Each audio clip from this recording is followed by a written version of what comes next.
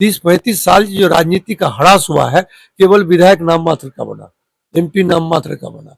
कुछ लोगों को अगर छोड़ दिया जाए तो ये लोग रूटीन वर्क किया, सिर्फ नाम का हुआ, जाके हाउस गया, हाउस में हाजिरी दिया, इलाके के लिए विशेष कोई काम नहीं किया। अगर इसमें थोड़ा बहुत अगर योगदान रहा तो हमारे सीमांचल गांधी तस्लीमुद्दीन साहब का, जो आपके इलाके में आप देखते होंगे रेलवे आज, या मानंदा बेसिन जैसी योजना। देखिए, रूटीन वर्क एक अलग चीज है, लेकिन नेताओं का काम है कि सरकार से कुछ अलग छीन के लाना, मांग के लाना, प्रेस दे के लाना। मैं समझता हूँ 35-40 साल से कोई हमारा ऐसा नेता नहीं हुआ जो उसको ला सका। एक अलीगढ़ यूनिवर्सिटी की बुनियाद पड़ी यहाँ, जिसके लिए कि बहुत हो हंगामा हुआ, बहुत सारी बातें हुई। अस्सलाम वालेकुम वरहमतुल्लाहि वबरकातुहू। मोहतरम नाजरीन, मैं हूं मुस्लिहुद्दीन नज़ीरी और आप देख रहे हैं पंचायत समाचार, जहां सवाल होता है बिना डर के और जवाब लिए जाते हैं बिना लाग लपेट के।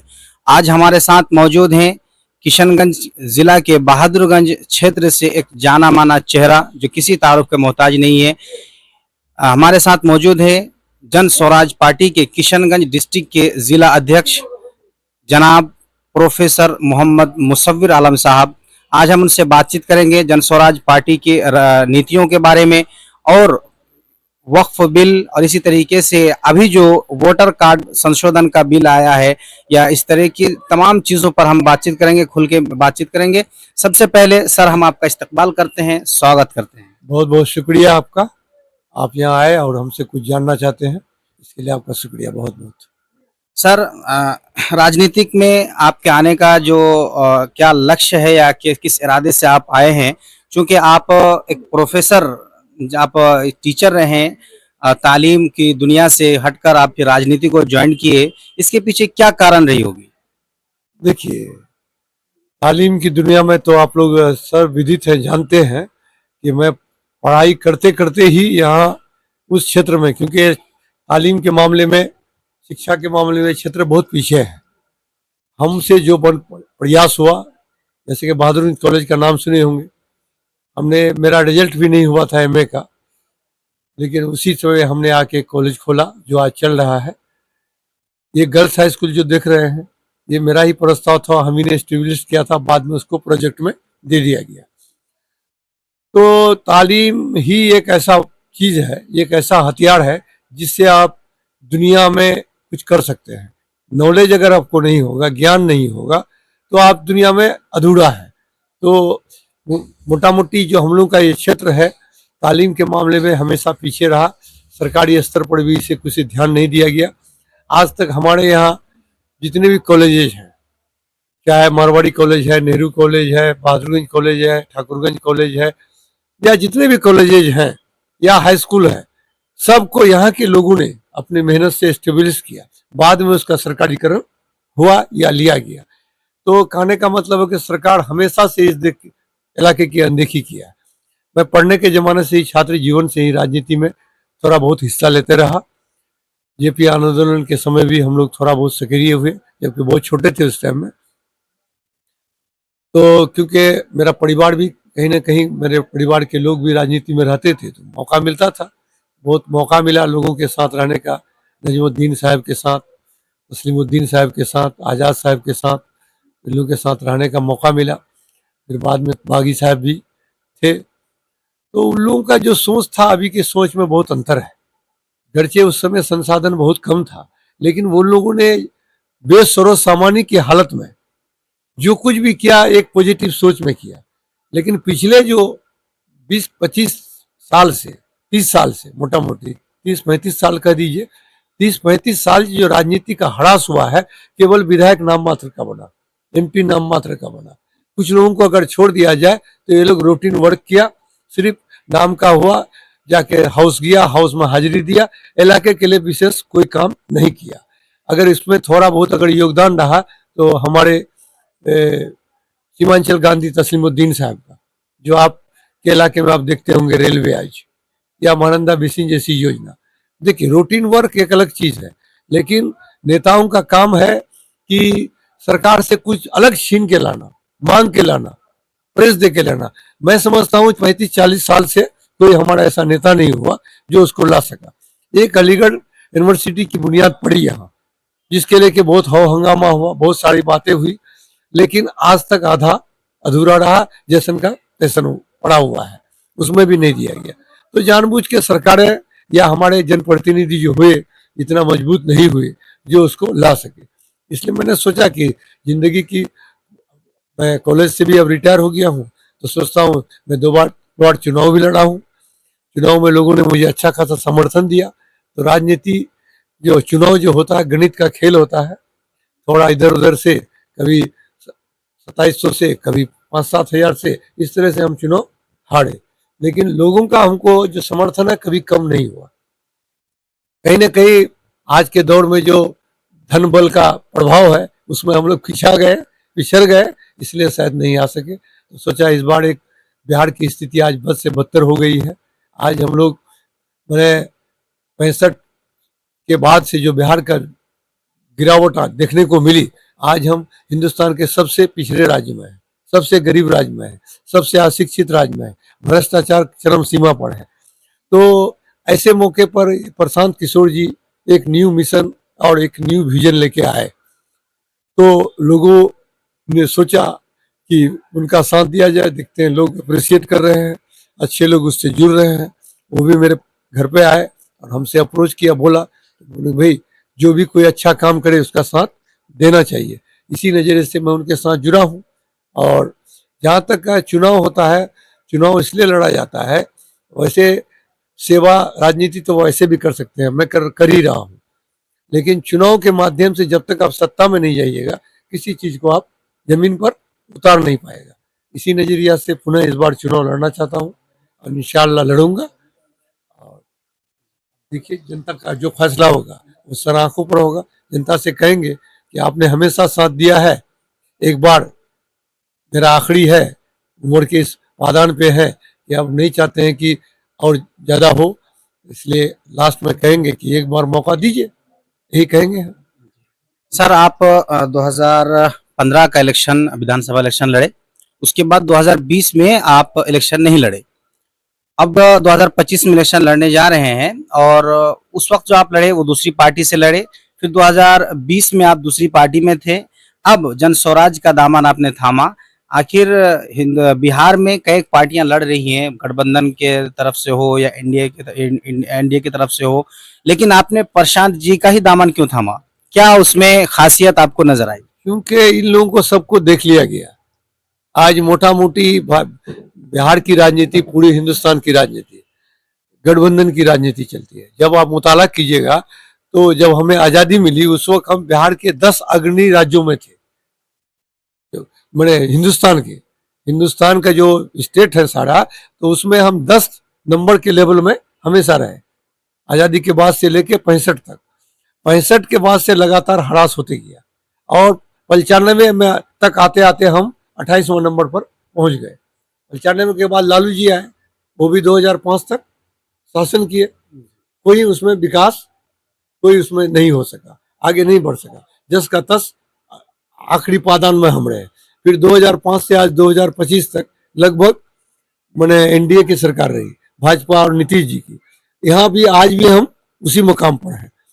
आज वो लोग धर्म और जात की राजनीति कर रहा है, धर्म और जात की राजनीति कर रहा है। तो इनका कहना है, जन स्वराज का कहना है कि धर्म आस्था का चीज है। आप जिस भी धर्म को मानते हैं कट्टरता से मानिए, जो गांधी के विचारों से प्रभावित है। गांधी जी का कहना था कि हर आदमी को कट्टर धार्मिक होना चाहिए, चाहे आप किसी धर्म को मानो, उसको आप कट्टरता से मानिए, धर्म को आप राजनीति में मत लाइए। ये लोग आज पिछले 40-50 साल से लगभग धर्म को राजनीति से जोड़ दिया है और लोगों के सेंटिमेंट को भड़काता है और एक तरह से हमारे आस्था से खिलवाड़ करता है। तो आज जब देख लिए तो इनका जो कहना है कि हम धर्म से उठिए, जात पात से उठिए और जिसका जितना प्रतिनिधित्व है, भाई हम मैंने अलग अलग जाति समुदाय धर्म के लोग भारत में या बिहार में बसते हैं, इनका कहना है जिस संख्या में जो है उसका प्रतिनिधित्व चाहिए, प्रतिनिधित्व हम देंगे जिस रेशियो में है, लेकिन फर्क यह है कि हम अच्छे लोगों को देंगे। और दलों का क्या है कि जो पैसा वाला हो, बाहुबली हुआ दे दिया, जो बाप है बेटा है, बेटा के नाम पर पोता को दे दिया, मैंने खानदानी विरासत बन गया। इनका कहना नहीं, योग्यता बहुत बड़ा मायने रखता है। अगर योग्यता है गरीब के बेटे में है तो उसको मौका मिलना चाहिए, पार्टी मौका देगी। इसीलिए हम सोचे कि नहीं, इसका एक मिशन और विजन आगे देखना है इनको। तो इसीलिए हम लोग बिहार की जनता से कहते हैं कि एक मौका हमें दीजिए। और सबसे अच्छी बात क्या है कि हम जो कार्यक्रम आप जनता के बीच में लेके जाते हैं, उसका कैसे उस कार्यक्रम को हम करेंगे, उसके लिए मेरा कंसेप्ट है। हम बताते हैं कि हम शिक्षा को लाएंगे तो कैसे शिक्षा देंगे, हम स्वास्थ्य सुविधा देंगे तो कैसे देंगे, महिलाओं का उत्थान करेंगे तो कैसे करेंगे, किसानों का उत्थान करेंगे तो कैसे करेंगे, रोजगार देंगे तो कैसे देंगे। और पार्टियां घोषणा केवल करती है, लेकिन हमारे कहना का हम जो भी घोषणा करते हैं उसके पीछे तथ्य है, आधार है। मैं कहता हूं कि शिक्षा देंगे तो हम कैसे देंगे। मुझे एक उदाहरण स्वरूप, अभी शराबबंदी है ना, शराबबंदी कानूनी शराबबंदी है, लेकिन शराब तो हर जगह बिकता है। और 10 रुपया का शराब आज 100 रुपये में बिकता है। और उसका थोड़ा सा अगर फायदा भी हुआ तो उसका 4 गुना आपको नुकसान हो रहा है। हमारे बच्चे बेकार हो रहे हैं। स्कूल के बच्चे के बस्ते में शराब का, ये माफिया लोग उसको शराब सप्लायर बना दिया है। 50 रुपया 100 रुपया देता कि फला जगह पहुंचा दो। अब कुछ बच्चे नशा लेते थे, अब वो सूखा नशा लेने लगे हैं, जो किस उसका जिंदगी तबाह कर रहा है। एक थोड़ी सी फायदा के लिए हम ज्यादा नुकसान कर रहे हैं। तो हम चाहते हैं शराबबंदी समाप्त हो। ये प्रचार किया जाए कि शराब पीजिएगा तो नुकसान होगा आपको, आप जानबूझ के पीजिएगा तो आप जानिए, लोगों को जागरूक करेंगे हम। उससे जो हमारा 29,000 करोड़ रुपया बचेगा, जो पैसा आएगा टैक्स से नहीं मिल रहा है, उस टैक्स को हम शिक्षा में लगाएंगे। यही मेरा आधार है। तो सबसे बड़ी बात क्या है कि सही सोच, सही लोग और सामूहिक प्रयास, अकेले नहीं, सब समुदाय सब कास्ट के लोग को जोड़ के हम आगे बढ़ेंगे। अभी कोई हिंदू की बात करता है, कोई मुसलमान की बात करता है, कोई अगड़ा की बात करता है, कोई पिछड़ा की बात करता है। सबसे बड़ा हमारा आइडियोलॉजी यही है कि हम सबको लेके चलेंगे, सबके साथ चलेंगे और धर्म को राजनीति में नहीं लाएंगे। सर, आपने कहा कि शिक्षा को बढ़ावा देने के लिए जैसे शराबबंदी बिहार में भी है तो उसको खत्म किया जाए और उसका टैक्स से शिक्षा के में लगाएंगे। तो जब वो शराबबंदी शराब का यहाँ कारोबार होगा, उसकी खरीद बिक्री होगी, तो यही बच्चे वहां और बिगड़ेंगे ना। एक बात आपको, वही तो मैं कहा आपको, शराबबंदी तो नहीं था पहले, तो बाद में हुआ। हाँ। गुजरात में भी शराबबंदी नाम का है, चल रहा है ना सब। मैं कहता हूँ शराबबंदी से जितना फायदा है उसका 10 गुना नुकसान हो रहा है। हमारे बच्चे बिगड़ रहे हैं, क्राइम बढ़ रहा है, समझे। और माफिया लोग शराब बेचते हैं, हमारे स्कूल के बच्चे को बस्ता में डाल करके उससे शराब बिकवाता है। तो हमारे छोटे छोटे बच्चे बिगड़ रहा है, नौजवान भाग रहा है। तो सबसे बड़ा हमारा ये आर्थिक लॉस भी हो रहा है। उस पैसे को अगर हम लोगों को शिक्षित करेंगे, जागरूक करेंगे, उसको बताएंगे कि शराब से क्या नुकसान होता है। मैं एक बताता हूँ, आप भी मुस्लिम है, मैं भी मुस्लिम हूँ। इस्लाम जिस कानून को मानते हैं, शराबबंदी है ना, आज आज कितने सारे मुसलमान शराब पीते हैं। उससे बड़ा कानून तो नहीं है, उससे बड़ा कानून है नहीं। जब आप उस कानून को नहीं मानते तो दुनिया के कानून को क्या मानिएगा। सच्चाई यही है। व्यवहारिक बात में आइए, ये हम लोग व्यवहारिक बात करते हैं, जमीनी बात करते हैं, जो वास्तविकता है। बंद कर दिए, 10 रुपया का शराब 100 रुपया में बिक रहा है, खुले हम बिक रहा है। सब बेरोजगार लड़का आज उसके चलते आज स्कूल बाप माँ को काके आता है, स्कूल बैग में शराब का बैग लेके सप्लाई कर रहा है, दिन भर में 200-400 रुपया मिल गया। आज इसमें क्या क्या सूखा सब लोग पी रहा है। तो मेरा कहना मतलब कानून बनाया जाता है जनता के हित में, जनता के फायदे में। अगर शराबबंदी से थोड़ा सा फायदा हुआ है तो उसका कई गुना नुकसान हो रहा है और हमारा आर्थिक नुकसान भी बहुत ज्यादा हो रहा है। तो उस पैसे को लेके हम जागरूक करेंगे, जगह जगह लोगों को कहेंगे। अरे धर्म में भी कहता है कि शराब नहीं पीना चाहिए, नशा नहीं करना चाहिए।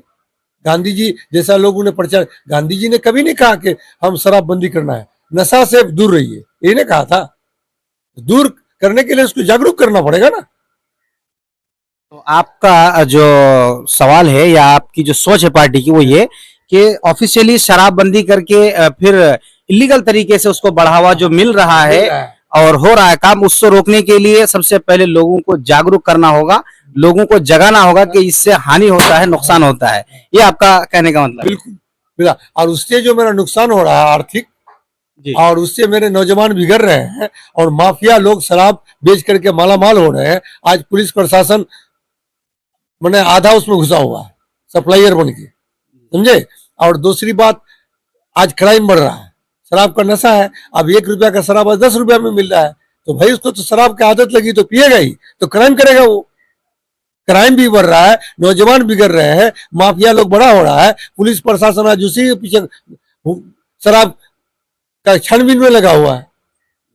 कई तरह से लॉस हो रहा है। एक फायदा हो रहा है थोड़ा सा, तो कई गुना ज्यादा उसका नुकसान हो रहा है। तो कहा गया है कि थोड़ा नुकसान अगर हो जाए तो हो जाए, लेकिन अगर ज्यादा फायदा होता है तो वो काम करना चाहिए। सर एकदम बिल्कुल।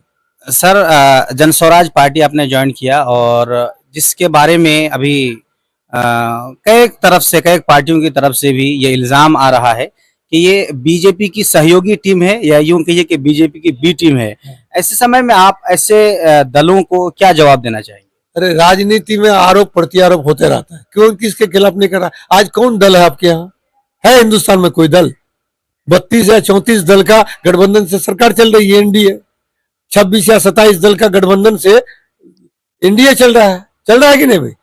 तो सबसे बड़ा नुकसान क्या है कि अलग अलग दल जुड़ रहे हैं, सब खींचातानी कर रहा है, सब अपना अपना फायदे के लिए है, जहां जनता को उसका नुकसान हो रहा है। इसलिए हमने फैसला किया है कि हम 243 में ही लड़ेंगे। आज गठबंधन में हम जाएंगे 4 पार्टी या 10 पार्टी को मिला करके, तो फिर सब अपना अपना खींचेगा ना, सबकी सुनना पड़ेगा, नहीं तो सरकार गिर जाएगी। इसलिए मैं जनता के पास जाना हूं। अगर मेरे आइडियोलॉजी से, मेरे कंसेप्ट से, मेरे विचारधारा से आप प्रभावित है तो एक मौका 5 साल का दीजिए। प्रजातंत्रीय व्यवस्था में हर 5 साल बाद चुनाव होना है। क्यों? हमारे संविधान निर्माताओं ने बहुत बेवकूफ तो नहीं थे, उन्होंने 5 साल बाद चुनाव क्यों किया? कि वे 5 साल के का वक्फा जो होता है, जो अवधि होता है, वो एक जनप्रतिनिधि को जानने के लिए बहुत है।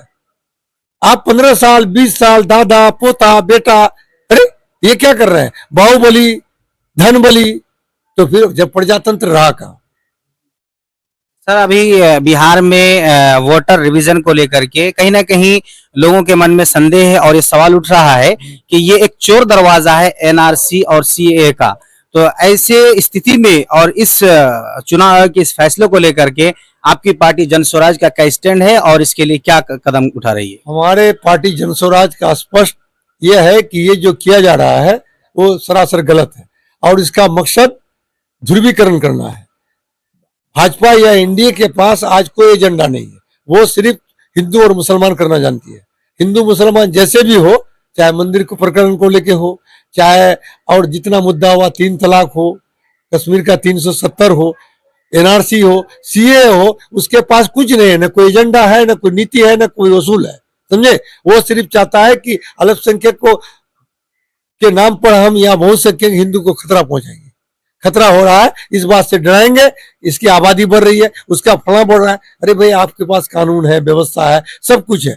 अभी ये जो कर रहा है, चुनाव आयोग को ये बिल्कुल अधिकार है कि निष्पक्ष चुनाव के लिए कोई भी संशोधन करे, लेकिन जिस परिस्थिति में, जिस हालात में, अभी चुनाव का 3-4 महीना भी नहीं है, आप अचानक 20-25 दिन का टाइम देते हैं जनता को, और उसको कहते हैं कि आप शुद्धिकरण, और ऐसा डॉक्यूमेंट्स मांगते हैं, जबकि आधार कार्ड में सारा काम हुआ। आज आप आधार कार्ड को वैल्यू नहीं दे रहे हैं, राशन कार्ड से सारा काम। अरे आप आधार कार्ड किसने बनाया? गवर्नमेंट ने। राशन कार्ड किसने बनाया? गवर्नमेंट। आप, इसका मतलब आप चोर हैं।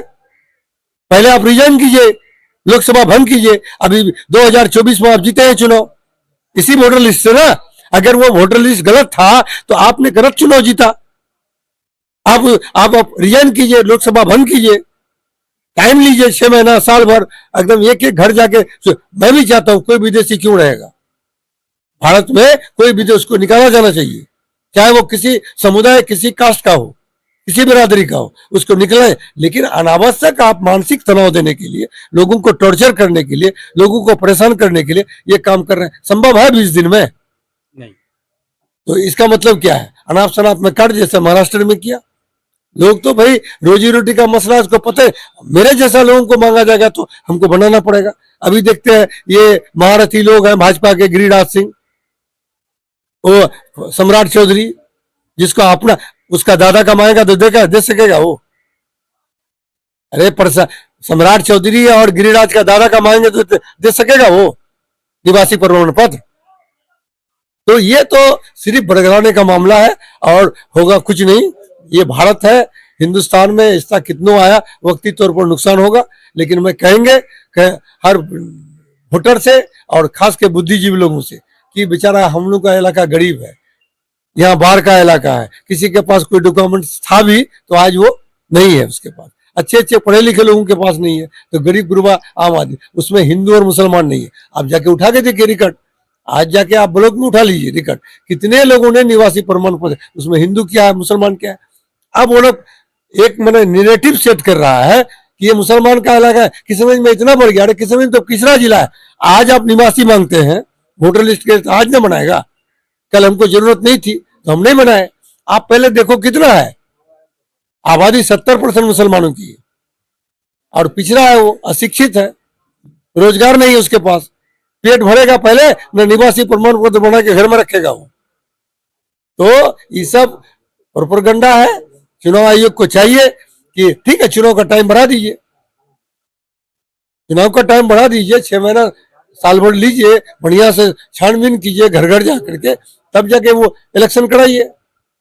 आपको तो करना नहीं है, आप अपना नेता ये जो आका का फरमान को सुनते हैं और जो कहता वो कर रहे हैं। आज है ईडी, चुनाव आयोग या जितना सीबीआई क्या है स्वतंत्र, बताइए। कोर्ट पर भी आक्षेप हो रहा है, कोर्ट पर भी जो निष्पक्ष था उस पर भी डंडा चला रहा है लोग।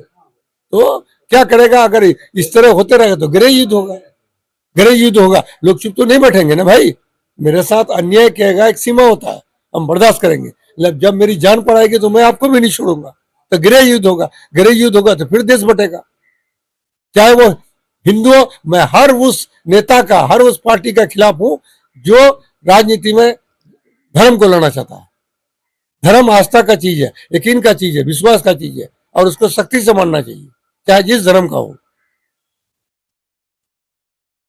सर अभी वक्फ बिल को लेकर के जो हिंदुस्तान के कोने कोने में प्रोटेस्ट हो रहे हैं और बिहार की राजधानी पटना में गांधी मैदान में प्रोटेस्ट हुआ, जिसमें तकरीबन इंडिया गठबंधन के तमाम दलों ने शिरकत की, लेकिन वहां जन स्वराज की शिरकत के बारे में एक सवाल है। प्रशांत किशोर साहब भी वहां नहीं पहुंचे और उनकी तरफ से लोग नहीं पहुंचे, इस बारे में क्या कहेंगे? जन स्वराज किसी भी धार्मिक मामले में इंटरफियर नहीं करना चाहता है। जन स्वराज से जो मुद्दा है उसको उठाया जा रहा है। हमारा नेता प्रशांत किशोर हर दिन बोलते हैं और बात करते हैं, वहां जाके कहीं ना कहीं किसी भी दल को नहीं जाना चाहिए था। ये मुसलमानों का अपना मामला था, चाहे मुस्लिम पर्सनल लॉ बोर्ड या क्या भाई इमारत शरिया, ये ने किया था। शुद्ध धार्मिक संस्था है, उसको करने देना था। आप बाहर से सपोर्ट कीजिए, आप जाके आपको अपोजिशन में राजनीतिकरण किए उसका। क्यों मुसलमान एक तरफ जाता है, क्यों नहीं भाजपा को मजबूर करता कि मैं भी रहूंगा? वो पोती नहीं ना भाई हिंदुस्तान उसका, भाजपा का। आज मुसलमान खुद अपने को अलग कर रहा है, क्यों हम राजनीति धार्मिक इस पर जाएंगे? तो फिर हम धार्मिक उसमें जाएंगे जब भाजपा को हम धार्मिक पार्टी कहते हैं, हिंदुओं की पार्टी कहते हैं, तो फिर ये भी तो आप आ गए तो मुसलमानों की पार्टी हो गए क्या? ये तो ध्रुवीकरण है। आप किसी भी दल को नहीं जाना चाहिए था और पुरजोर मुखालिफत करना चाहिए अलग से, अलग प्लेटफॉर्म में। उसके प्लेटफॉर्म में जाके अब तो वो सोचेगा ना कि राजनीतिकरण हो रहा है, वो जनता को बताएगा अपना वोटर को, देखो ये सब पार्टी जाके मुसलमानों का साथ दे रहा है। समझे बात? वो आपका फायदा नहीं कर रहा है, आपका नुकसान कर रहा है। जैसे एमआईएम वाला झंडा लहराया जाके, अरे क्या उखाड़ लोगे तुम भाई, क्या उखाड़ लोगे? हिंदुस्तान की तारीख का मुताला कीजिए। जिन्ना के जिद और आरएसएस की साजिश ने इस देश को बर्बाद किया। आज वही काम हमारे ओवैसी साहब कर रहे हैं। नो डाउट ओवैसी साहब पढ़े लिखे जहीन आदमी है, लेकिन जहीन का मतलब ये नहीं है कि आप उसको गलत दिशा में लाए। वो नेगेटिव पॉलिटिक्स करते हैं सिर्फ अपने लिए। हमने भी सोचा था, हम लोगों ने भी साथ दिया था। 5-5 विधायक दिए कि नहीं भाई? आप क्या किए? 5 विधायक को जिता के हैदराबाद बुला लिए, सबको बिरयानी खिलाया, हैदराबाद का सैर कराया, कराया कि नहीं? चुनाव के बाद आया यहाँ के सीमांचल की जनता को हाथ जोड़ के कि आप लोगों का शुक्रिया अदा करते हैं कि आपने मुझे 5 विधायक दिया। विधायकों को छोड़ दिया अपने हाल में, आपके विधायकों का कोई कुछ नहीं हुआ। तब जाके विधायक आपका लाचार हो गए या लालच में चला गया। ठीक है विधायक चला गया, आप तो नेता थे, आपको जमीन पर आना चाहिए। एक मुद्दा आज 5 साल से ज्यादा हो गया ना भाई, 5 साल होने जा रहा है। आप एक यहाँ के इशू को ले लड़ाई लड़े, सिर्फ टीवी में या हमारा जैसा यहाँ बयान देने से नहीं होगा, जमीन पर उतरना होगा, लड़ाई करना होगा, जद्दोजहद करना होगा। आया, जमीन पर उतरा, और मैं दावे से कहता हूं, दम नहीं, वो सिर्फ बोल ही के कर सकता है। लोगों के जहन को, ये लोग इसको फासिस्ट ताकत कहते हैं, चाहे वो किसी धर्म से। आज भाजपा क्या कर रहा है, लोगों का जहन को बदल रहा है, हिंदू और मुसलमान करके। इसी तरह आप भी मुसलमान मुसलमान करोगे तो भाजपा और आप में फर्क क्या है? मैं जब भाजपा का विरोध करता हूं तो मैं आपका भी विरोध करता हूं। सर, जनस्वराज पार्टी इलेक्शन लड़ेगी पूरे बिहार में, लेकिन सीमांचल का जो क्षेत्र है और यहाँ खास करके जो मुस्लिम बहुल एरिया है, वहाँ या तो मजलिस इत्तेहादुल मुस्लिमीन की पकड़ अच्छी है या इंडिया गठबंधन की पकड़ अच्छी है। ऐसी सूरत में जनस्वराज पार्टी उसका विकल्प कैसे बन पाएगी? वक्त बता देगा आपको। आप आज से 5 महीना 4 महीना पहले जो जनस्वराज के बारे में कुछ सुनना नहीं चाहता था, आज क्या स्थिति जरा आप ही बताइए। पत्रकार लोग जो घूम रहे हैं ना, आज नौजवान सोच रहा है, नौजवान नहीं, अच्छे बुजुर्ग भी सोच रहा है कि बात वो सही कर रहा है। आप खुद घूम रहे हैं ना भाई, और आप 1 महीना वेट कीजिए, बच्चा बच्चा बोलेगा। जिसका नियत साफ हो, जिसका सिद्धांत सही हो, आगे क्या होगा मैं नहीं कह सकता। आज के दिन तक वो जो बोल रहा है, जो कर रहा है, उसको सबको साथ देना चाहिए। प्रशांत किशोर जी के बारे में एक ये बात है कि वो इससे पहले कुछ वक्त बीजेपी के साथ रहे, उसके बाद फिर वो नीतीश कुमार के साथ भी रहे। अब वो उनसे अलग होकर के एक पार्टी बनाकर जिस तरीके से उनका विरोध कर रहे हैं, तो इसमें भी कहीं ना कहीं सवाल उठता है कि या तो पार्टी में उसको वो जगह या वो मकाम नहीं मिल पाया, जिस वजह से वो अब अलग पार्टी करके एक अलग प्रचार में लगे। आप आरोप कुछ भी लगा सकते हैं, लेकिन आप जोड़िए, प्रशांत किशोर भाजपा का भी साथ दिया, कांग्रेस का भी अमरिंदर सिंह को साथ दिया, ममता जी को, दीदी को साथ दिया, अखिलेश साहब को साथ दिया, नीतीश कुमार को साथ दिया। अरे कहीं भाजपा को जीता है तो कहीं भाजपा को हराया भी ना। मैं प्रोफेशनल पैसा पैसा करता हूँ, मजदूरी करता हूँ, मुझे जो मजदूरी जहां मिलेगा वहां जाएंगे। उस वक्त मैं राजनीतिक आदमी नहीं था, एक प्रोफेशनल था। जैसे इंजीनियर घर बनाता है, उसको पैसा मिलता है, वो इंजीनियर घर बनाता है, चाहे कोई जो घर बनाए। तो मैंने वो पैसा छोड़ दिया, उसमें मैंने अच्छा खासा पैसा लिया काम करने के लिए, पैसा लिया। अब मेरे पास पैसा भी होगा तो हम भी भारत का नागरिक है, हम भी बिहार का निवासी है, मुझे भी फिक्र होनी चाहिए कि बिहार के लिए हम क्या कर सकते हैं। जब हम में सब कुछ क्वालिटी है, हम दूसरे को जिता सकते हैं, तो अपने क्यों नहीं जीत सकते हैं? बिहार की जनता के लिए काम नहीं कर सकते, क्यों नहीं कर सकते? मेरे पास पैसा नहीं था, आप ही से पैसा ले लिए, स्पष्ट बोलते हैं। भाजपा से लिए, कांग्रेस से लिए, और तमिलनाडु का स्टालिन से लिए, सारे लोगों से पैसा लिए, ममता दीदी से लिए, नीतीश कुमार से लिए। पैसा है मेरे पास बुद्धि है, जनता को जाएंगे, जनता को साथ लेंगे, हम आपके साथ लड़ेंगे। तो आपके कहने का मतलब है कि इससे पहले जो प्रशांत जी जो काम किए वो एक प्रोफेशनल काम था। पैसा था, मेरा पैसा था, पैसा किए, जो हमको काम दिया उसका काम किए। नहीं किया, मैं कर दिया, वो करे न करे उसकी जिम्मेदारी, लेकिन मेरा पैसा था, आपने हमको दिया कॉन्टेक्ट, हम आपका काम कर दिए। अभी भी लिया है मैं कॉन्टेक्ट, अभी भी कॉन्टेक्ट लिया हूं मैं। अरे क्या नाम उसका, तमिलनाडु का वो नया हीरो जो है, एक राजू विजय थालापति। हाँ, विजय थालापति का हम कॉन्टेक्ट लिया है, पैसा दे रहा है वो, ऐसी बिहार में चुनाव लड़ रहा है, पैसा दे रहा है हमको, उसका काम करेंगे। हमारे कुछ लड़के गए हैं और जाएंगे, इस चुनाव के बाद सारे लड़के बिहार के चले जाएंगे। अभी आप लोग जानिए, आप देखते होंगे जनस्वराज का कितना लड़का घूम रहा है, इंजीनियर है, डॉक्टर है, वकील है, एक एक आदमी का 50, 60, 65, 80, 1 लाख तक पे है। आज 3000 बच्चे यहाँ बिहार में नौकरी, मैंने उसको पैसा दिया गया, काम दिया गया, कौन लोग सरकार दे रही है?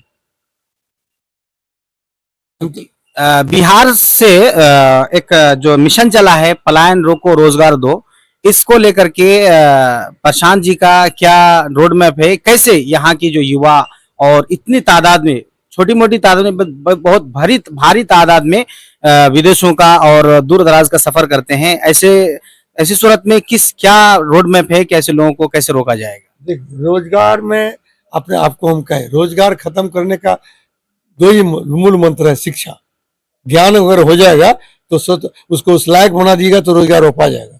और जो लोग अब ज्ञान लेने लायक नहीं है, जैसे 5 से 15 तक हम उसको शिक्षित करने के लिए वो बता दिए आपको, शराबबंदी से जो पैसा आएगा उसको हम अच्छे स्कूल में पढ़ाएंगे या अच्छे स्कूलों की व्यवस्था करेंगे।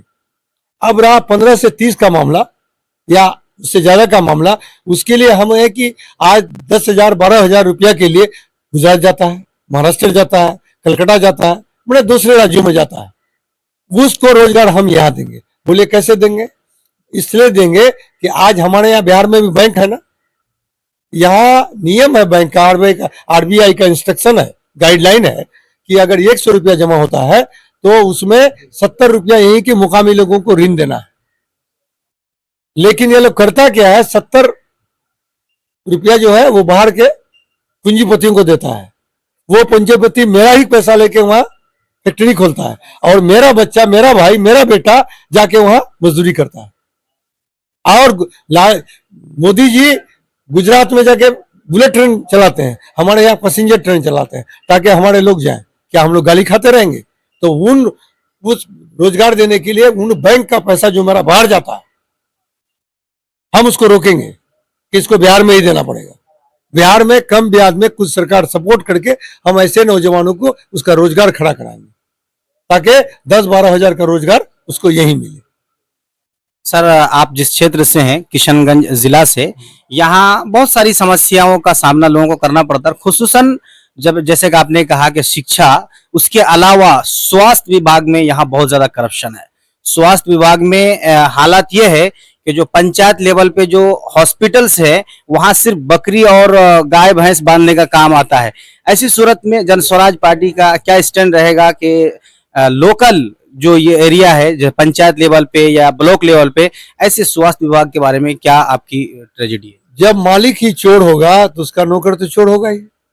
आज जितनी भी सरकारें हैं सब भ्रष्ट है। आप जाके हॉस्पिटल के अगल बगल तालाब उलाब में घूम लीजिए, आप एकदम इतना इतना दवाई गिरा हुआ मिलेगा आपको। दवाई एक्सपायर हो जाता है, जो बिकता है दुकानों में ब्लैक से वो जाने दीजिए, जो बच जाता है तो एक्सपायर हो गया। अब चेकिंग होने वाला है तो लेके गाड़ देता है कहीं, सुने होंगे बहुत सारा, दिगलमंग में कुछ मामला आया था और जगह आया था। तो भ्रष्टाचार को जब तक समाप्त नहीं कीजिएगा, भ्रष्ट लोग जब राजनीति में जाएंगे, आज कौन लोग राजनीति में है? चाहे तो खानदानी विरासत में है, चाहे तो बहुत पैसा वाले हैं, चाहे तो बाहुबली है, एक आध आदमी उसमें अच्छा चले गया है तो उसकी अहमियत है, मेजोरिटी जहां उसकी रहेगी उसकी कोई अहमियत है। पहली बात तो। दूसरी बात, ये गठबंधन में चल रहा है, उधर नीतीश जी कह रहा है कि हम टाल लेंगे तो आपकी सरकार गिर जाएगी, उधर भाजपा कह रहा है कि हम समर्थन ले लेंगे, उधर कह रहा है क्या नाम उसका, हम कह रहा है कि हम टाल लेंगे तो खत्म हो जाएगा। तो सरकार चल रही है, और जब सरकार ढीला डाला होता है, तो जब मालिक ढीला डाला होगा तो नौकर मनमानी करता है। आज भ्रष्टाचार व्याप्त है, चाहे वो स्वास्थ्य में हो, शिक्षा में हो, प्रशासन में हो। पहले हम लोग भी सोचते थे नजराना लेता है दाखिल खारिज का 100, 200, 300 रुपया कर्मचारी का, शुरू से बस्ता बांध के घूमता था। 2-3 आप लोग छोटे नहीं थे, पैदा भी नहीं होंगे, समझे। लेकिन वो उसको ये लोग आज बना दिया कि 5,000 दीजिएगा तो होगा। दाखिल खारिज ने तो 50-50 हजार रुपया हो रहा है। भाई गरीब का जमीन 50,000, 5,000, 10,000 रुपया कहाँ पाएगा? आज इंदिरा आवास में आपके मेंबर मुखिया है ना, जो आज कितनी बेवा को मिला। बेवा को पहले घर मिलना चाहिए, गरीब को मिलना चाहिए, लेकिन वो 10,000 एडवांस करेगा न उसको घर होगा। तो भ्रष्टाचार तो हर जगह व्याप्त है। जब तक अच्छे लोग नहीं आएंगे, अगर सत्ता में अच्छे लोग रहेंगे तो उसी ढंग से काम करेंगे। आज वही करप्शन है तो सब करेगा। आज डीएम साहब को कहा गया कि जिला से 50 लाख रुपया महीना दीजिए, कहां से देगा डीएम साहब? डीएम साहब बीडीओ साहब को कहेगा, बीडीओ साहब किसको कहेगा? अपना किरानी को कहेगा, सीओ साहब कर्मचारी को कहेगा। ये तो लिंक लगा हुआ है। सर, आने वाले विधानसभा को लेकर के जैसा कि आपने साफ कर दिया कि आने वाले विधानसभा जनस्वराज जो है पूरे बिहार में लड़ेगी, और बहादुरगंज से टिकट के दावेदारी पेश करने वाले कई लोग हैं। और हाल ही में कल की बात है, कल एक सोशल मीडिया पोस्ट से देखा गया कि जो AIMIM में बहुत लंबे अरसे तक रहे मासूम रजा, जिसके साथ आपने भी कुछ वक्त बिताया होगा उस पार्टी में, वो कल जो है इशारा किए कि वो जनस्वराज पार्टी में जा रहे हैं। कहीं ना कहीं उसकी भी मंशा ये है कि टिकट मिले और इलेक्शन लड़ने का मौका मिले। ऐसी सूरत में आप क्या पैगाम देंगे, या क्या आपका क्या ट्रेजेडी रहेगी कि मेरे दल के नीति और उसूल से जो इत्तेफाक करेगा, उस हर ऐसे आदमी का हम वेलकम करते हैं, समझे। हमारा दल का जो नीति उसूल है, उस उसूल से जो इत्तेफाक करेगा, जो इस पर विश्वास करेगा, आना चाहता आएगा। हर आदमी को हक है राजनीति करने का, चुनाव लड़ने का। इस मामले में कोई बुरी बात नहीं है, अच्छी बात है। जहां तक मासूम साहब का कहे तो भाई वो भी राजनीति करते हैं, उनका भी मकसद है आने का। भाई वो तो पार्टी को डिसाइड करना है कौन कैसा है क्या है। पार्टी हर एंगल से सोचती है किस पार्टी। हाँ, एक बात मैं साफ कर दूं कि मैं चुनाव पार्टी मुझे टिकट दे ना दे उससे फर्क नहीं पड़ता, समझे। पार्टी अगर मुझे उस लायक समझेगा तो टिकट देगा, लेकिन मैं चुनाव लड़ूंगा। अगर पार्टी की तरफ से आपके अलावा किसी और नाम को मतलब चुना जाता है, हाँ। ऐसी सूरत में आप पार्टी के साथ खड़े रहेंगे या फिर निर्दलीय मैं स्पष्ट पहले कर चुका हूँ, आज भी करता हूँ, समझे। मैं चुनाव हर कीमत पर लड़ूंगा, चाहे निर्दलीय ही लड़े, समझे। मैं हर कीमत पर चुनाव लड़ूंगा, इसलिए लड़ूंगा कि मेरा अब समय नहीं है, समय नहीं है, आखिरी है। जाएंगे जनता के पास, हाथ जोड़ के कहेंगे कि एक मौका दीजिए। 2 बार आपने दिया है मेरा साथ, मेरी बदकिस्मती हुई या हम लोगों का कुछ कमी हो गया जिसके वजह से हम लोग एक बार जाएंगे, जनता फैसला करेगी, मालिक वो है। अब हमारे पास समय नहीं ना है कि मैं वेट करूं। मैं ये दावे से कहता हूं किशनगंज जिला में जितने एमएलए, वो 2-4 एमएलए जो पहले का थे उसको छोड़ के जितने नए एमएलए आए हैं, एक काम बता दीजिए उन लोगों का। मैं तो मामूली आदमी होके जनता की मदद से, लोगों की मदद से कुछ किया, चाहे शिक्षा क्षेत्र में हो या समाज के क्षेत्र में हो। आज भी छोटा से बड़ा लेके मामला में हम लोग पहुंचते हैं और लड़ाई लड़ते हैं। मैं एक मामूली आदमी हूं, फिर भी ये जनता का प्यार है या अल्लाह की मेहरबानी है कि लड़ते हैं। मैं क्लियर कट बात है कि ठीक है, पार्टी डिसिप्लिन मैंने कहा क्या है।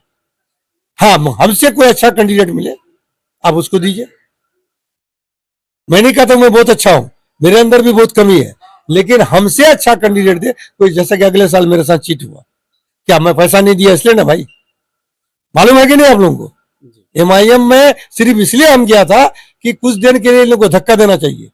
ये कथाकथित सेकुलर दल जो है, चाहे कांग्रेस हो, राजद हो, जदयू हो, ये लोग जो मनमानी कर रहा है कि मुसलमान जाएगा कहाँ, तो इसीलिए इन लोगों को सबक सिखाने के लिए हम एमआईएम में जाना कबूल किए थे कि एमआईएम से आज 10 विधायक हम जीतेंगे तो इस साले का नाक पर दम कर देंगे। गर्चे हम किसी धार्मिक आधारित पार्टी पर विश्वास नहीं करता हूं, लेकिन मसलियत एक चीज है। मसलियत के ये लोग मसलियत का मजाक उड़ाया, पैसा लिया, आज भी ले रहा है पैसा। किस कारण में एक 20 साल तक एक कांग्रेस का विधायक रहा, उसको आप लाया साहब, जनता ने नकार दिया ना उसको, आप लाए उसको। क्या इसके पीछे रीजन क्या होगा, हमसे बेहतर आप लोग समझते हैं। रीजन जो भी है वो आवाज खोल के सामने। मैं क्यों बोलूं भाई।